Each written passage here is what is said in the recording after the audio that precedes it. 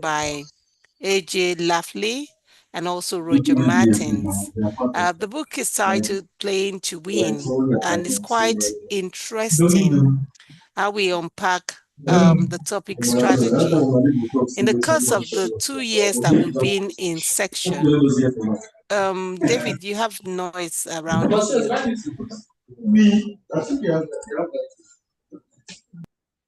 In the course of the 2 years that we've been in section, we've always been reading several books on strategy, the Blue Ocean Strategy, the Blue Ocean Shift. We've read a lot of books around strategy.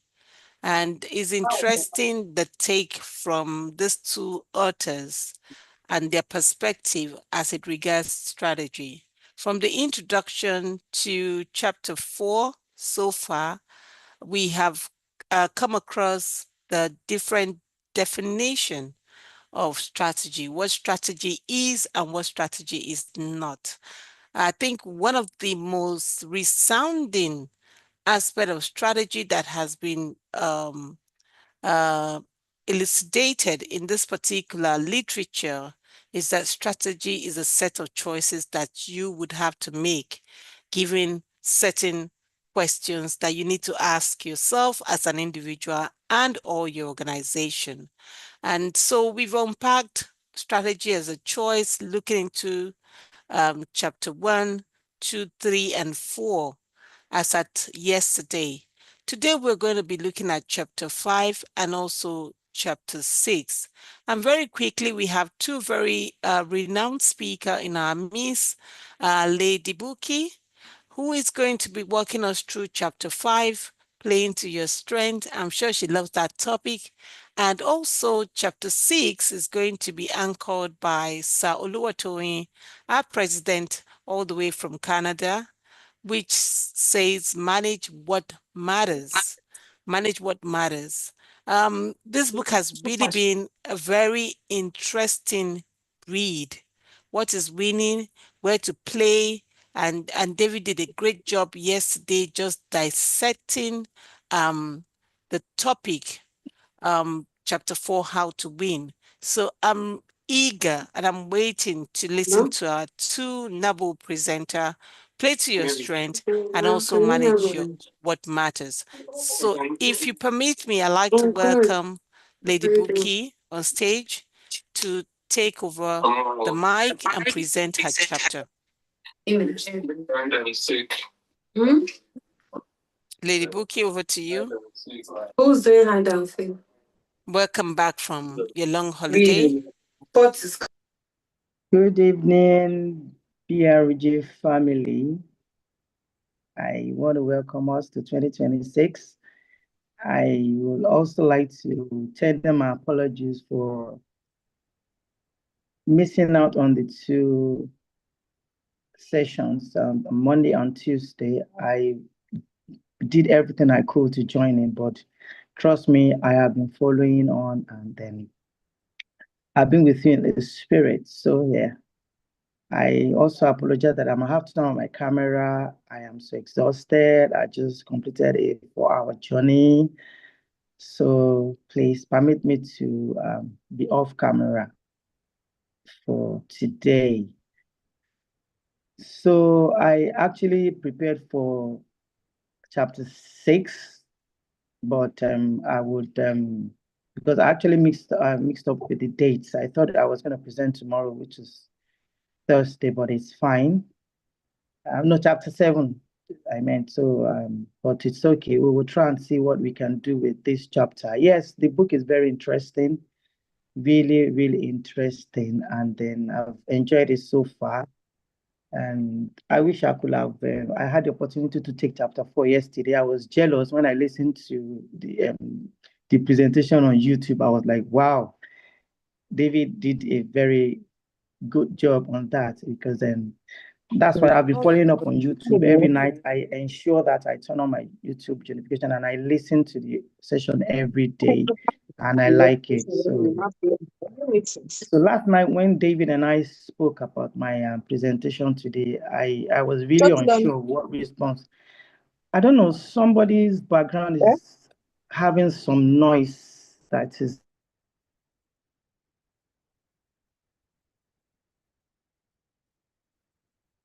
It's been taken care of, Buki. It's not yours. Yeah. So, like I was saying, I said last night when David and I spoke very late. I think David must have been around past 10 when we Yes, spoke it was about around that time. yeah, Yes. 10. We spoke about the presentation, and I was really unsure of what response to give to him as I mixed up the dates, just like I said earlier. And there was something I saw in David, and it just reminded me of this book that the first time when we read Attitude is Everything, and I clearly saw David's strength, which is what this book has been preaching, so to say. I saw, though it was subtle and unique, at the same time, David wasn't ready to take a no for me. He didn't force it on me, but the message was very clear. It was straightforward. It was strong. I could feel the strength it was putting out. Like he wasn't even going to take a no for an answer. He didn't want to be rude. He didn't want to be disrespectful. He wanted to understand me being the consumer yesterday. Do you understand me? So even though I had my genuine reasons, I could pass yesterday. But for me, that's how leaders should understand the You're a strong woman now. You can do all this. don't assume, don't assume. So, so I saw that leadership trait, and I saw the strength that what this book is actually trying to admonish us with, that like the strength you put out there, what leaders should do in their strength in strategic thinking, the way you put it out, like you were talking to me, you at the same time thinking, what if this woman says no? Is there someone I would quickly call on to handle this chapter? It's what you did yesterday was just a little process of management that determined your goal. You didn't get it. Do you understand me? So I could quickly link the two together. I have a culture of when I read a book, I try to infuse whatever I take away from the book into my daily life, even the little things as little as buying petrol or diesel for my generator. So that's why I'm quickly relating what just transpired between us last night with this topic I'm about to just briefly talk about today, that is play to your strategy, which is how strategy really works. So, which is a strategy, the chapter 5 of this book by Playing to Win by A.G. Lafley and Roger Martin.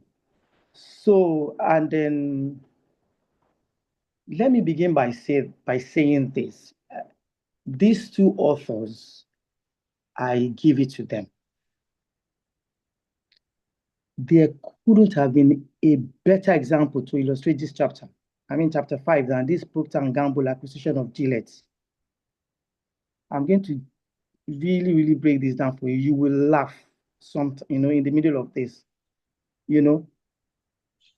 That acquisition, why when I got on this chapter and I saw that the example they gave, I just laughed because I seem to know a lot about Procter and Gamble right from the time they had these misconception, this allegation about satanism. I don't know if any one of us remember back then in the late 80s and 90s when with our P&G had this issue, especially in Africa, mostly in Nigeria, when our parents say, don't buy always, don't do this, don't do that. Then does anyone remember?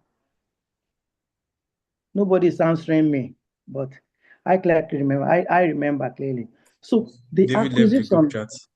pardon? Everybody left the group chat. David, I was supposed, I don't know Sorry, about David, it. okay, David left the group chat. Yes, it I was was global. trying It was to. Sorry, I was trying to respond, but I struggled to okay. unmute I can myself. I I can hear you. What did you remember. say? No, no, Do I you remember remember that so issue well, so when well, they so were? well. Yeah, when this Yeah, issue, allegation of satanism with their yeah, products and all of that, and that's correct. a lot of our parents said, okay. In fact, I remember my mom stopping the girls, from using always sanitary ways, and then using sanitary in secondary school was like a status symbol. And you can imagine you're now returning to your boarding house, you are being stuck with simple. Simple is like leading steps, going into ladies are used by people, women who are going into the delivery world, labor world, carrying simple. So I'm going to relate all these things to the topic, play to your strength. How P&G, despite all these allegations of satanism then, it affected their sales and profits because there was a lot of decline. It was during that period that Procter & Gamble, P&G, let me just shorten it, P&G stopped and shut down their factory in Agbara and stopped producing Always. And you know what that meant? They played to their strength. B&G is a strong brand, is a global brand, is a multinational. So for them to say, look, if we decide to depend on the strength, which we know we are capable of, we're not having any macroeconomic problems, let's continue to produce. But hey, Nigerians say we are satanic. They say our product is this. They say our brand is that one. For now, they had to shut down their major factory in Agbara. And the implication of that was the products in the market was limited. So they depended majorly on importing few of the products for a few people who were not, compromised, who were not biased about that, who didn't believe in such myth, so to say. So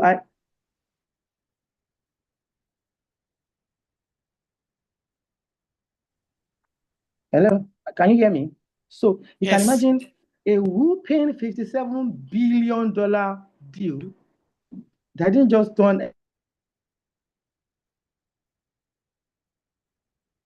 a chain. And before you know it, P&G began to rule, household goods with leading brands. I want you to listen to something here.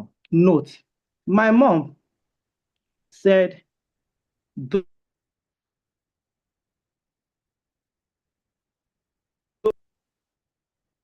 don't use P&G always. But this same woman would buy Gillette, would buy Oral-B, would buy other brands being produced by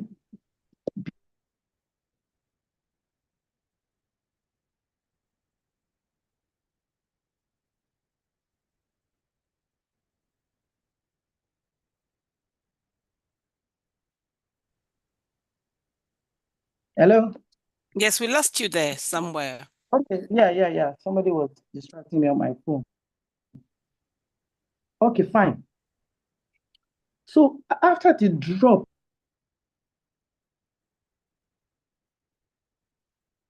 mid 80s and 90s, right, due to this high time misconception and the myth about the product being attached to satanism, there was this huge fight by P&G. They spent millions of dollars in fighting this myth, but it was tough. It was a tough fight. But you know what? They were able to identify their strength against all odds. And they did what? They strategically acquired brands. And these brands, they were so smart, they acquired brands that had global dominance. What did they do? They went for Gillette. They went for Duracell. Just yesterday, my mom was crying, yeah, all these batteries you are buying for me, they're not working well. Please, when you go to Lagos, buy me original Duracell. This is the same woman that said, don't use Always again. If I went and told her, I said, Mommy, do you know this same satanized, demonized company that you're asking me, you don't want to see Always in this house? It's the same company producing Duracell. What would you now do? But that's a story for another day. I'm going to use another example now. This company actually overplayed its own strength compared to P&G. P&G was able to recapture their markets, and they didn't just retain their dominance, retain what they used to be before the myth and allegations. They gained dominance. If you enter into any stores now, if on any shelf, you will see Oral-B. In fact, apart from Gillette. I'm yet to really know any other brand that is global, that is really, a good brand in shaving products. Like about shaving powders and shaving sticks. It's Gillette. I grew up to know Gillette and Gillette from my father, from my older brothers. So when Mr. AG and Lafley said, play to your strength, do you know what they're telling you? They're telling you, sit down, do one thing first. And the first thing is what? Study and understand your consumers. Yes, I'm still going to take us to the 5 core illustrations that chapter 5 actually listed that are very important for you to play to your strength. I will get to that. But before I get to that, I want to use another example of another company. Instead of playing to their strength, they overplayed their strength. And let me tell us here, we all read books every day. I don't know if any one of us has experienced this thing. You read one book by an author, you go to a bookstore again, you see a similar title of another book. By the time you even, okay, let me buy it, you purchase the book, they are similar content. Do you know what that is happening? Authors are telling us that we leaders, we have coconut heads, we don't listen. So when Mr. Lafley writes on playing to win, another author, Princess Yudi, will go and write, you must play and win.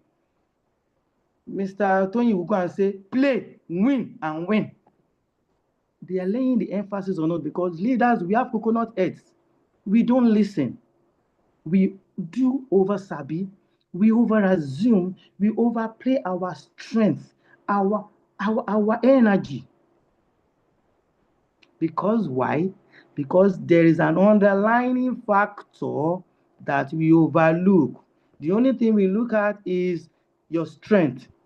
That is why Princess is trying to blow me that I'm going to pat it up and down, looking at my strength. But she has forgotten one thing that this chapter has said, which is even more important than the strength: capabilities. I don't know if any one of us saw that word in this book, capabilities.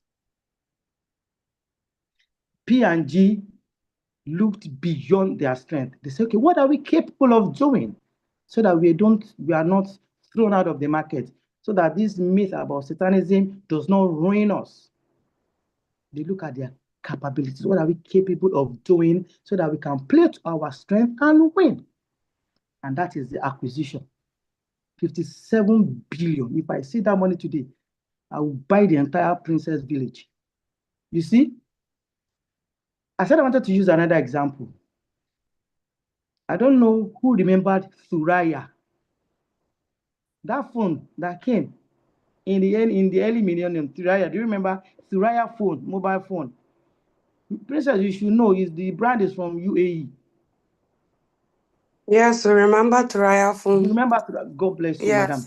I'm going to use the example. Thuraya overplayed his strength because do I say they neglected or they overlooked their capabilities? The greatest mistake they did was they refused to do what P&G did by playing, by knowing their consumers. Leaders, be careful. Over assuming that you know your consumers is going to create chaos for you.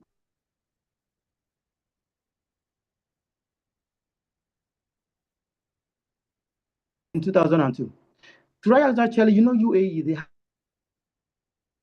money is not their problem. If they decide to invest in anything, they will come massively. Do you get it? Thuraya is a big brand. The greatest and the first mistake they made was Thuraya. Nigerians has problem with, they don't have mobile phones. Then back then we were only using what do you call it? These land phones, Nitel and all of that. They said, yeah, let's go and penetrate into Nigeria. Let's go and penetrate into Nigeria. They don't have GSM, they don't have mobile phones. Let's go and harass them. They carried all their money. They came. They know we have politicians who have stolen money. They can afford anything. They came. The phone itself weighed like 2 kg. Even as Princess is now, we'll not even be able to carry that phone because it's so heavy. Do you get it? When they came, the first mistake was what I said was they didn't study the consumers. You know, the problem with people, we started some nations, and that is where China was able to excel in Nigeria. China understands Nigerians. Nigeria knows that Nigeria may have been categorized as a third world country, but come on, Nigerians have class, they have taste. There's a degree of sophistication that even the poorest Nigerian will show up. Is anyone following me? If you check on David there, David might be carrying iPhone 17. His salary might be 700,000 naira. That's what I'm talking about. So Turaya came. They thought Nigerian, yeah, let's neglect the lower class. Let's eat the upper class, the VVIPs. They brought their Turaya phones. Let's display our energy, our strengths. The phone was very expensive. Only the rich will afford it. They say, yeah, Nigeria is suffering. They don't have, what do they call it? That they don't have terrestrial communication. Let us come. Unfortunately, they overplayed their strength. Firstly, what did they do wrong?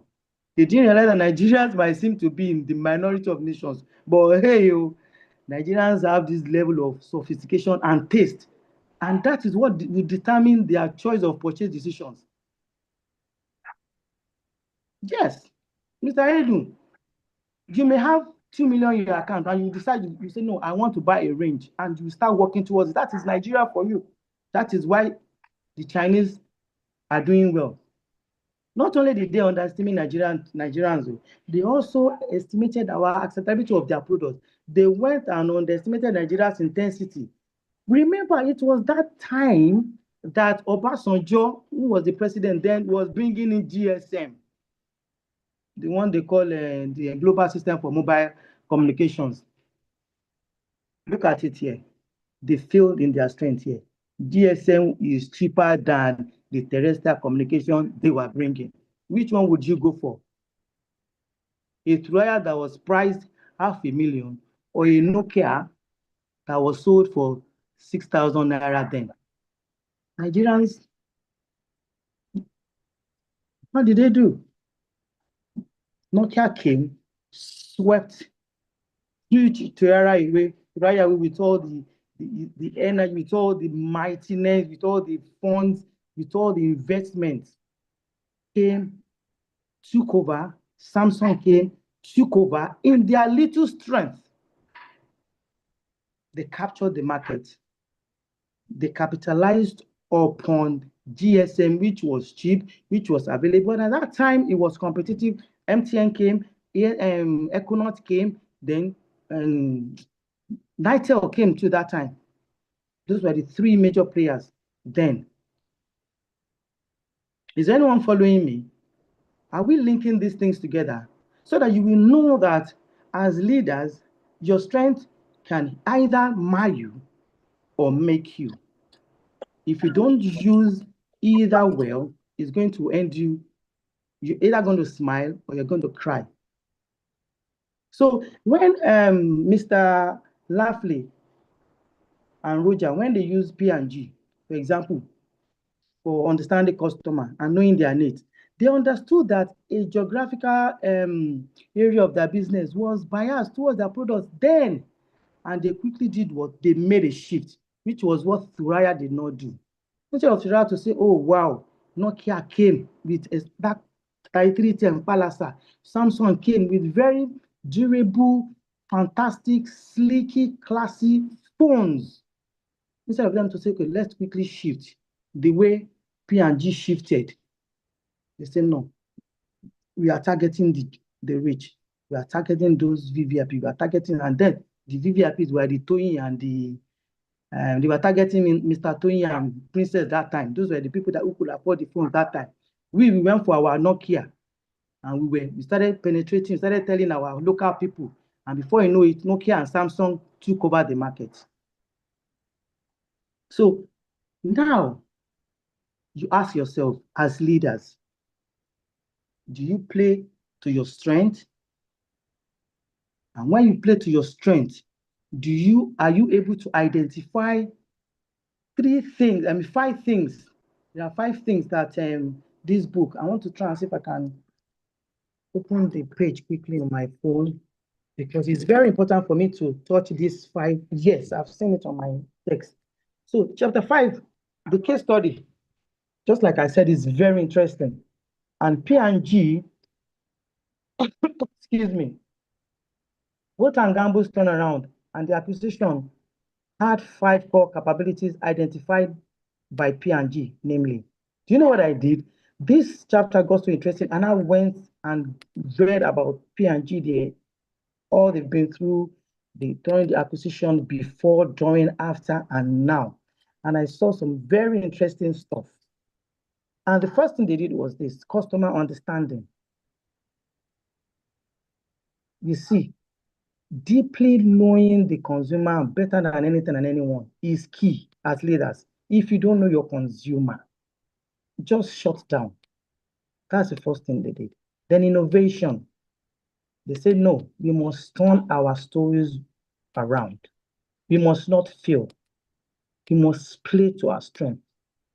They turned their consumer insights into new and valuable products.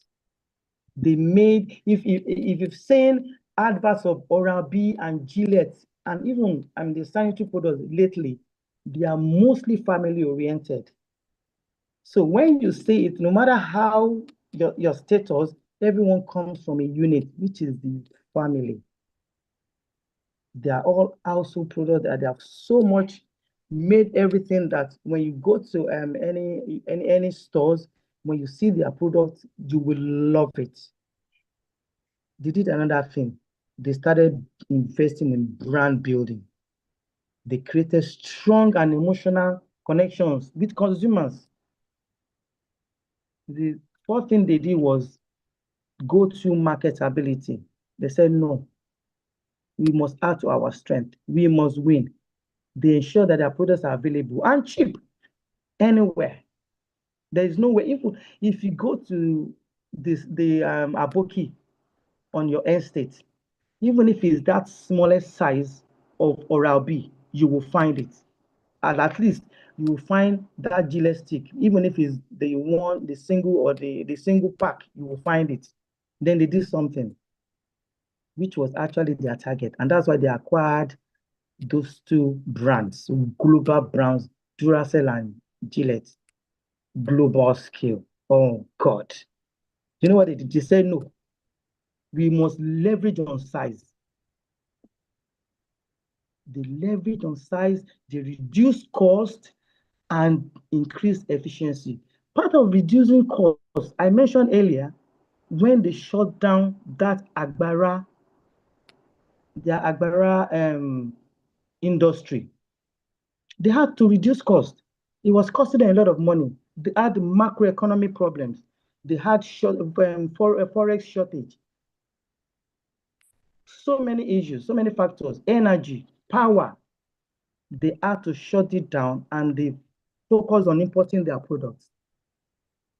So let me use this last example to playing to win. And this one, we are all familiar with this one. The greatest mistake they made, and that is why they went into extinction. You all know Tantalizers. I'm sure it used to be one of those restaurants back then that was really, high end. They had good meals and all of that. Tantalizers was winning. They were really they played so well, and they were doing well in the market, in the restaurant, sector. But what happened? They said, yes, we have arrived. Our strength is like this. Let's play game. What did they do? They went and listed themselves in the Nigerian Stock Exchange. No. Chapter 5 says something. It said, play to your strength. It is not a factor of growth. If you don't understand your capabilities, what capabilities did tantalizers have to go and list on the foreign, in Nigerian, stock exchange? Is it bag of rice they are doing there? The registration alone, everything. What capital base did they even have to go and list? So that year, I told a friend that time, I said, come, this is going to ruin this. The guy said, no. He was one of my kids' teacher in the school. I said, no, he worked with them. I said, no, don't worry. I said, don't worry, we'll do well. He's going to create awareness. He's going to sell. She said, me, I would rather use my money to buy pop than invest my money to buy shares, your shares in Nigerian stock exchange market. And look, we are fertilizers today. All their buildings are being used for churches. So while you're thinking you want to play to your strength, please note, understand where you stand, know your capital base, know who you are competing with. Study your customers.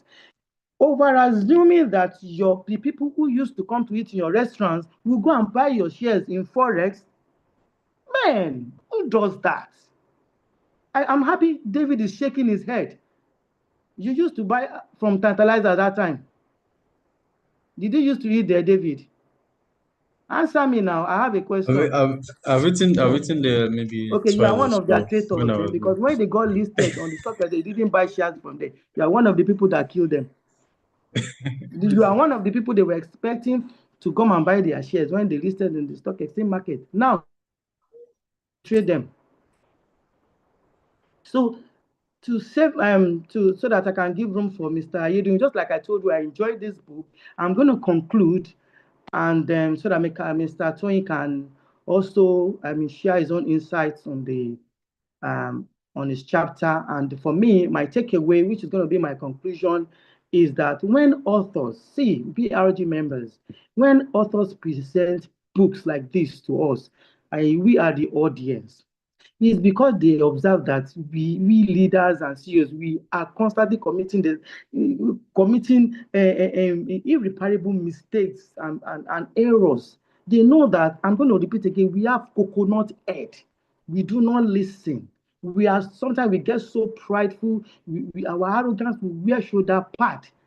That is why they keep pushing these books to us. Go and read books so that they are not dumb, but sometimes they are driven by their perceived strength that, come on, in many cases, our strengths, let me tell you, are not necessarily relatable to market trends.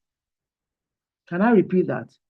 Is in that book, our strengths, which in many cases are not necessarily relatable to market trends. That's what Turaya did.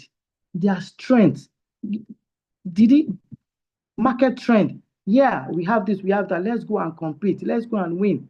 Did they win? Because the market trend is not complement, with what the consumer wants at that time. So why I made these two comparisons, because CEOs, I still say it, we are fond of playing to win. And playing to win is not guided by our strength. I repeat it, playing to win is not guided by our strength. If playing to win is guided by our strength, and look, strength here is defined in many times. Turaya would have excelled. Tantalizer will have excelled going by, do you know how many outlets they have in Nigeria at that time? So we are advised as leaders, we should focus on our capabilities. I don't know how many times I've mentioned this thing today. Focus on your capabilities. It is the capabilities that will determine the strength. If you have strength of 200, what is my capability to tap into my strength to use for this market, for this brand? So I'm also going to emphasize again, we should focus only on essential choices, because real world success, it is what will ensure that we will win. And when we win, it is going to be within our strength. I hope I've been able to convince you and not to confuse you that playing to win and playing to your strength and winning is strategic. Thank you very much and have a lovely evening.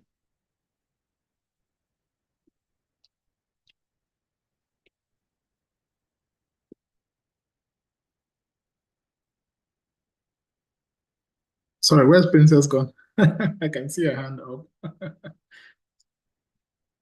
Hi, Princess. Okay, I think.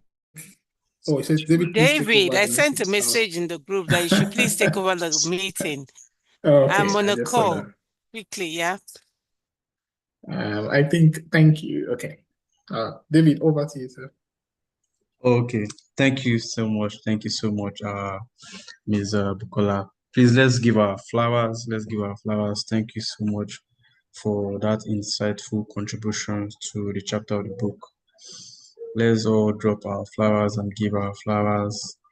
Very detailed, very insightful, and very relatable as well, with coming up with other relatable case studies, that we can all see or we can all relate to. Thank you so much, Ma, once again. Okay, because of our time and we are also moving up with time as fast as possible, I would also like to do the honors to introduce Mr.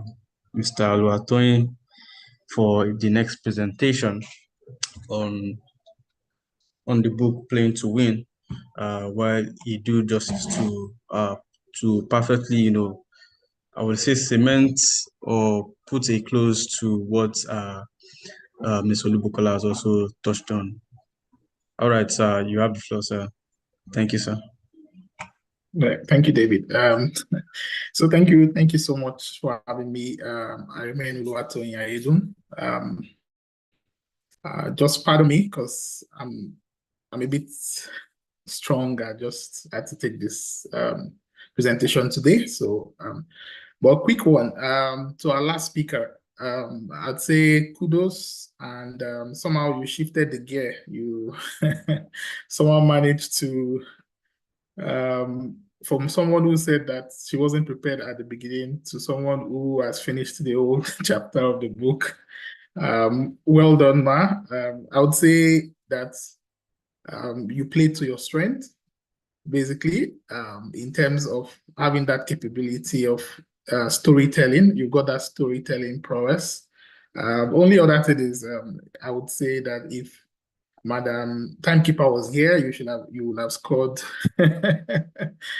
below average for timekeeping. So next time, let's try and keep the time. I know we could get carried away, and I loved your stories. I loved your case studies. They were quite intuitive and quite relatable. So thank you very much, Lydia Bon, for that wonderful presentation. I'll just move on to my presentation quickly. Another thing I noticed from the presentation is that even though you didn't have slides, you managed to carry us along so well. Thank you for that. I've got a slide, but before, okay, I think I should just go to my slide, not to waste time. Sorry. Okay, let me share my screen first. I think that's the first thing to do.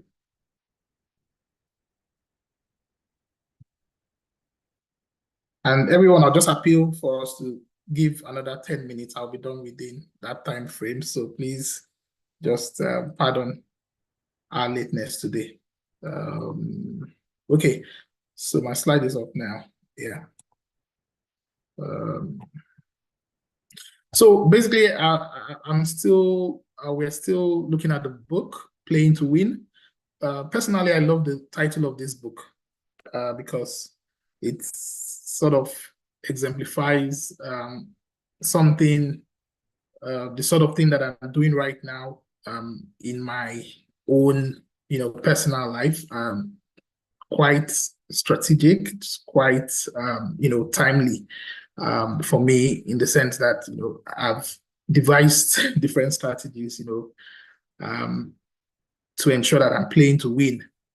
And again, when I got this chapter 6, Manage What Matters, kind of resonated quite a lot, because that's sort of some of the things that I'm currently doing, you know, because in the sea of events, in the sea of activities, in the sea of everything, you know, you somehow, somewhat sort, you know, to lose focus if you're not careful with the number of activities you have to carry out, and the things that, you know, if you want to follow, sometimes if you want to follow a playbook in, like, probably you want to follow it regimentally, you could lose track.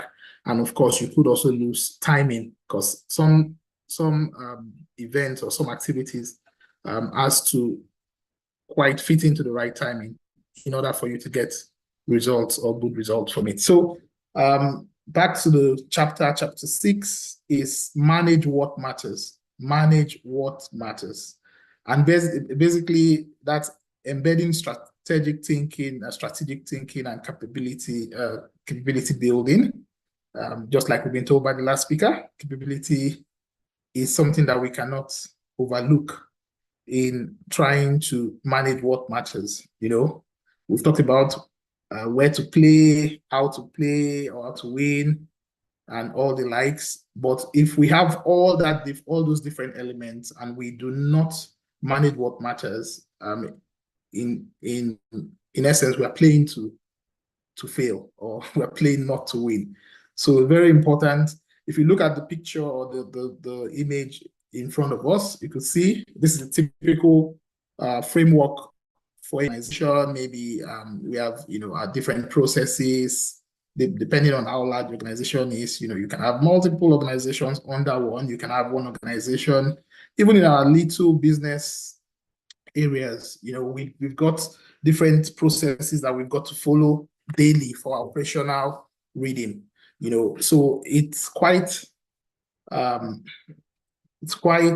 know, obvious that if we don't manage the very important aspects, if we don't manage the things that matter, we could lose track. And managing what matters might be time dependent. And what do I mean? Might be at every point in time, there's something that matters that you need to manage in order to make all, or not to have all the cards crumbling or falling apart, you know. So very important for a business owner, for a business executive, to understand that managing what matters is the centerpiece, is the nucleus of the activity.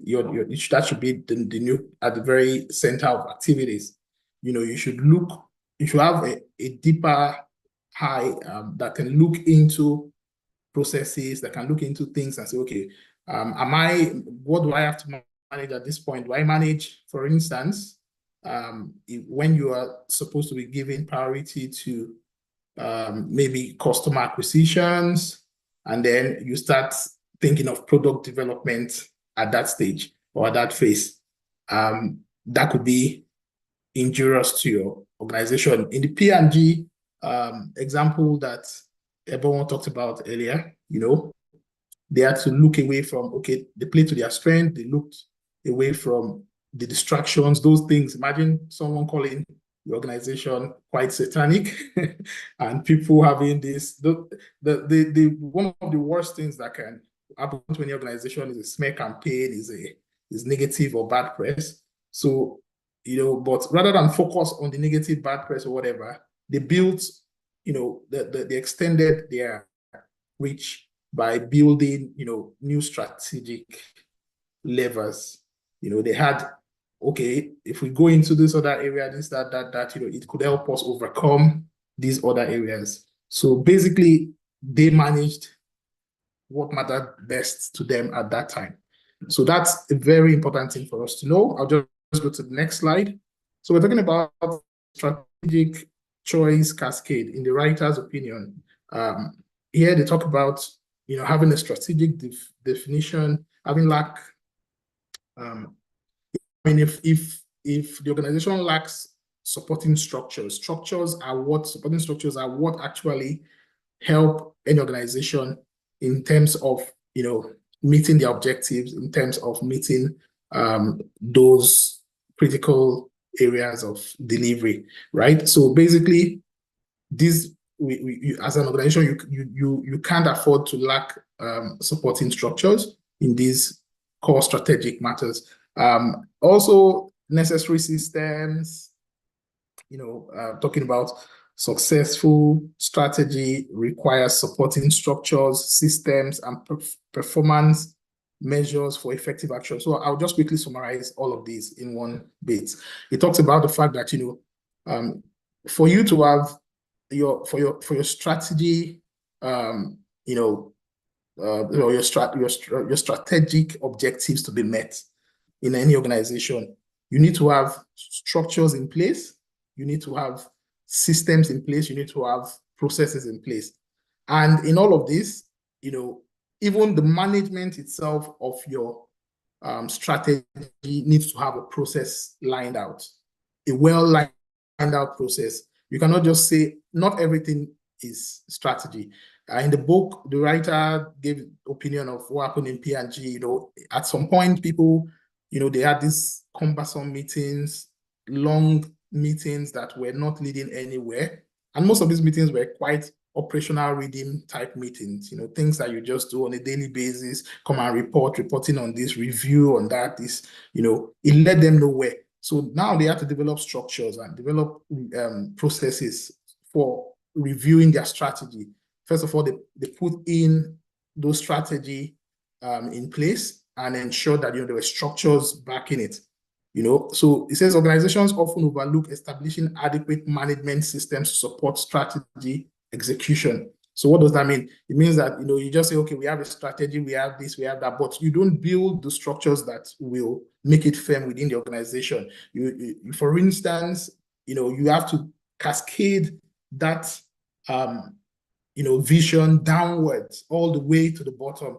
You cannot be the CEO of an organization and just say, okay, I have this strategy organization, and then you operate at a very high level and expect everyone else to align.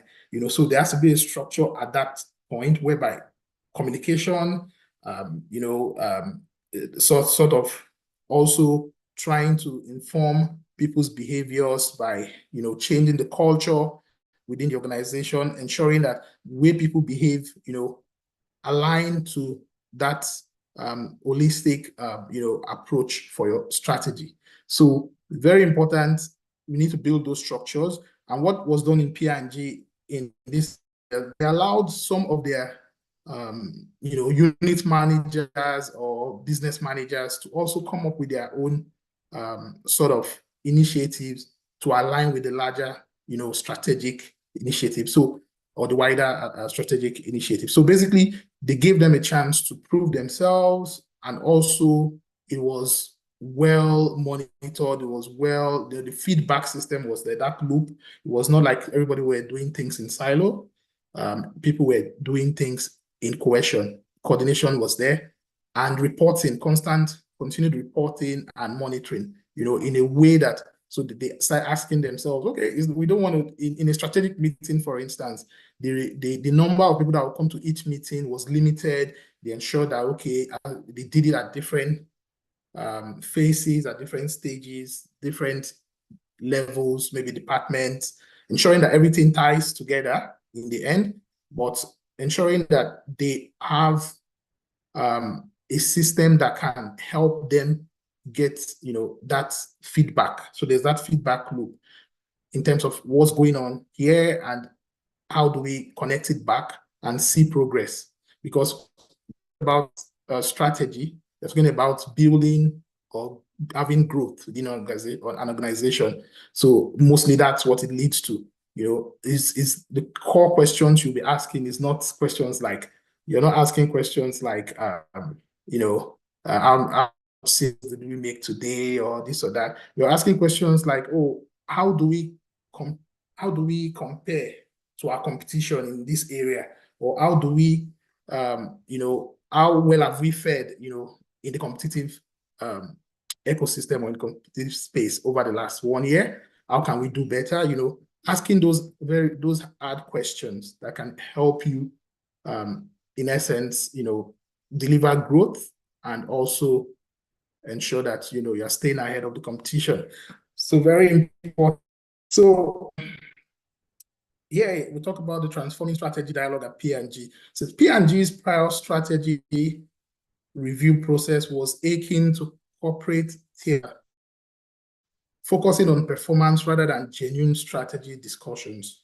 So that's what I just talked about. You focus on performance rather than just the genuine strategy discussion. It says new leadership sought to transform this into collaborative dialogues that emphasize open conversations, very important, about critical strategic questions, fostering a culture of strategic thinking and inquiry. So they try to rebuild the mentality of their leaders, the executives, to ensure that they were thinking strategically. They were not just doing that daily operational sort of reading and just focus on that. So they were always having something to think differently in a strategic way. So inquiry, fostering strategic dialogue. These are some of the core areas: shifting discourse, encouraging dialogue, fostering strategic thinking, collaborative discussions. So all of these things have a way of sort of informing a great strategic dialogue. So, you give people the opportunity to speak up.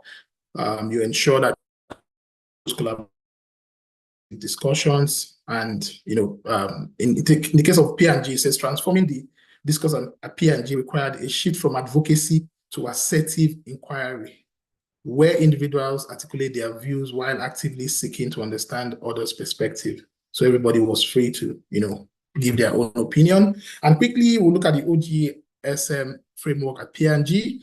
The definition of the OGSM framework itself is objectives, goals, strategies, and measures, which is a framework or a tool used by P&G to articulate their core strategies and effectively align efforts towards achieving strategic priorities. The OGSM framework helps define, as I'm reading the objectives side now, helps define the high-level objectives that the organization aims to achieve through its strategy. The goals in itself is the framework that outlines the specific measurable goals that support the achievement of the defined objectives. And when we go to strategies, the strategies component of the OGSM framework articulates the key initiatives and approaches the organization will take to reach its goals. And finally, the measures aspect talks about the framework includes performance measures that allow the organization to track progress and evaluate the effectiveness of the strategies in achieving the stated goals and objectives. So this is OGSM. I think when I was in GE also, we used to have OGSM type framework as well. I remember that very well. So at the core of everything we've talked about, communicating, the strategy itself, the core strategy itself is very important. Sometimes leaders carry out a lot of changes, and we see this even happening in our countries back home, especially in Africa, where leaders have done wonderfully well in one area or the other, but they don't communicate it out. They don't let people know the objectives, or especially when they want to do something. It's not even when they've done it, because when they've done it, everyone can see that this is what they've done. So there's less noise at that point. But sometimes you want to build the coastal road from Lagos to Calabar, and then you're not communicating your strategy properly. You're not putting out the plan is not well put together in terms of a communication strategy. You're not having transparency go through the process. All of those things can kill any strategy, right? So communication is very important. Understanding consumer needs, like I said yesterday, which day was that? Ensuring superior product experience. You see the way it goes, from top to bottom. So you don't put that ahead of understanding consumer needs. Consumer needs is always priority for, in any core strategy you have. And focusing on the key moments of truth. So tell yourself that is this strategy that we've been back on? Do we continue, or do we need to pivot, or whatever? Or are we gaining traction? Are we doing well? And that's very important. Telling yourself the truth, right? Always tell it, like you can tell, like I heard Ebon saying that princess cannot carry a Turaya. That's focusing on key moments of truth. So finally, we look at support systems to support core capabilities, investing in consumer understanding, driving innovation capabilities, aligning capabilities across the organization, strengthening brand building frameworks. I won't say much about this one because of our time. And the final slide, effective strategy implementation requires a comprehensive approach that includes the development of supporting systems, structures, and performance measures. So just remember those words. We're talking about supporting systems, structures, and performance measures. By transforming strategic dialogue, fostering a culture of strategic thinking, and investing in core capabilities, organizations can embed strategic management practices to drive sustainable success. Thank you very much. And sorry about the late time. We finished 14 past today. Thank you so much. David, over to you. Is it Princess?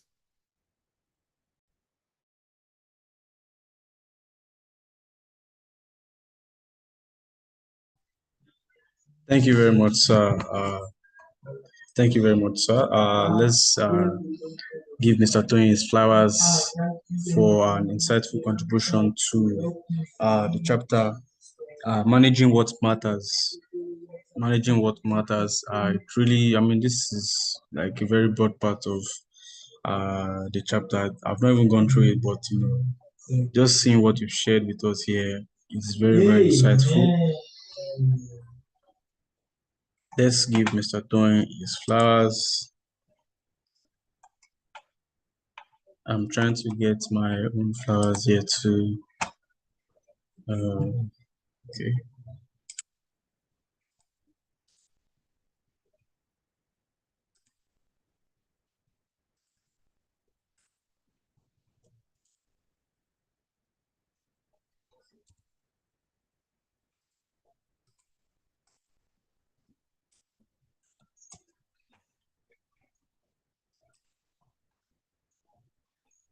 Okay.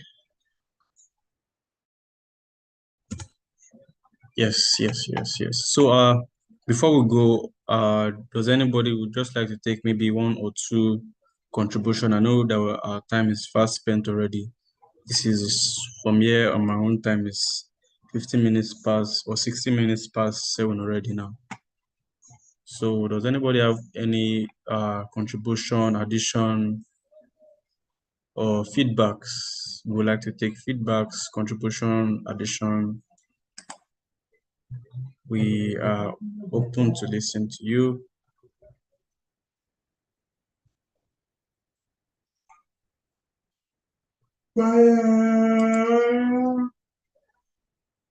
Okay, I'll take that as no contributions. All right. Thank you so much, Mr. Tony. I would also like to, acknowledge the presence of those who are also here. Engineer Ken, I see you. Lady Afsa, thank you for joining. Miriam too, I see you as well. Mr. Maro, I see you.